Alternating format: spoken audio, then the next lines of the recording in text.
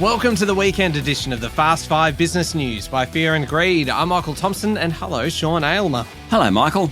Sean, on weekdays, it's all about the Fast 5, the top 5 business stories in 5 minutes. On the weekend, we still keep it to 5 minutes, but we are going to pick out the biggest business story of the week, the most remarkable business story, a sleeper story, one that's not getting the attention that it deserves, and our favourite business story.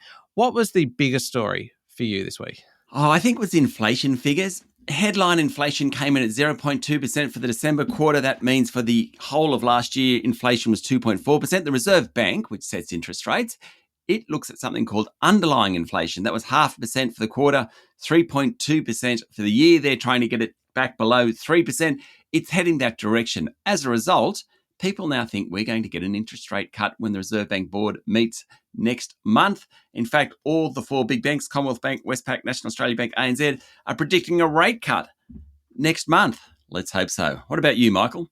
Look, the big global story this week, Sean, was what happened with AI. We had the Chinese AI company DeepSeek launching its new chatbot, a rival to ChatGPT. It's not smarter, it's not faster, it's not necessarily better, but according to the company behind it, it is significantly cheaper. It only took 2 months and under $6 million to build compared to the billions and billions and billions of dollars that the US giants have been pouring into AI. Nvidia shares tumbled 17% in one session, around $1 trillion worth of value wiped from the company, the biggest one-day fall in history. Really, this is all because it kind of changed expectations of what the AI future might be, that we might not need these high-end processors, might not be as expensive as we thought. And it raised questions over the US dominance over the AI revolution, that all of a sudden the Chinese companies had caught up and potentially even passed where the US was up to, and at a fraction of the cost. So big story this week, Sean. Yeah, a couple of very big stories. Can I tell you my most remarkable story? Please do. It's the share market. The local share market hit yet another record high this week, surpassing what it did in December last year. What's quite incredible is these banks. The banks are already expensive, but they keep rising. This year so far, a month in, Commonwealth Bank and Westpac up 5%. National Australia Bank, ANZ up nearly 8%. The gold companies that have done well, the other ones that have done really well are what they call consumer discretionary companies. They're the ones that do well when interest rates start to fall. Falling interest rates, people got more money in their pocket. They go and spend stuff at like JB Hi-Fi and Harvey Norman and Bunnings and places like that. Those stocks have absolutely soared this year, and we're only a month into it. Quite remarkable how well the ASX has done. It absolutely is, actually, Sean. I'm not even going to enter a story into that category. I'm going to jump straight ahead to the sleeper story. What's yours? Well, it's about what is happening with banks in Australia and the fact that this year could be a very, very good year for some bank customers.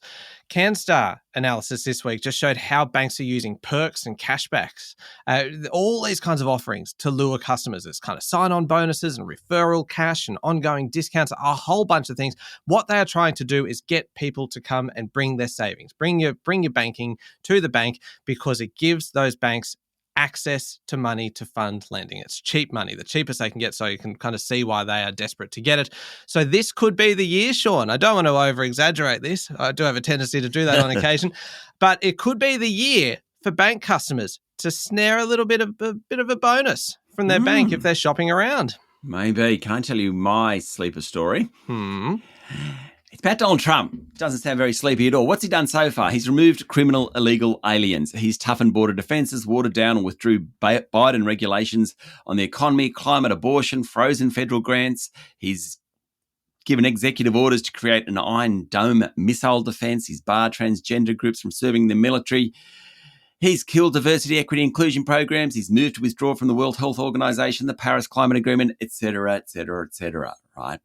That's all done by executive order. Thing is, and this is where the sleeper part comes in, it can be undone by an executive order in 4 years' time. So the next president can just reverse everything. In fact, Joe Biden reversed a bunch of things that Donald Trump did the first time round. Also, Congress can pass legislation to stop these.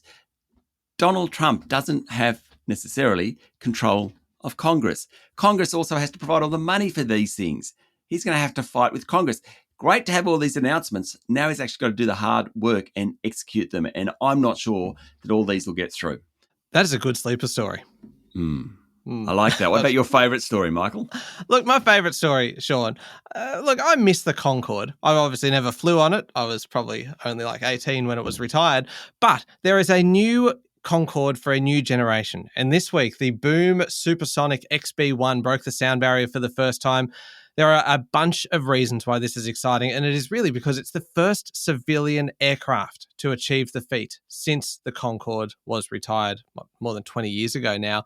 It took off from an airstrip in California, flew for about 35 minutes.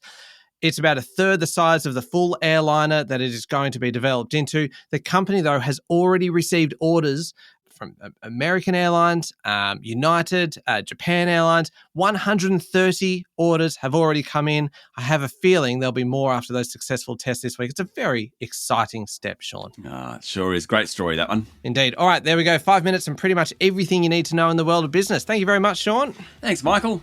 We'll be back on Monday morning with the top 5 business stories in 5 minutes. Don't forget to hit follow and join us online on Instagram, TikTok, LinkedIn, Facebook and X. I'm Michael Thompson, and this is the Fast 5 Business News by Fear and Greed.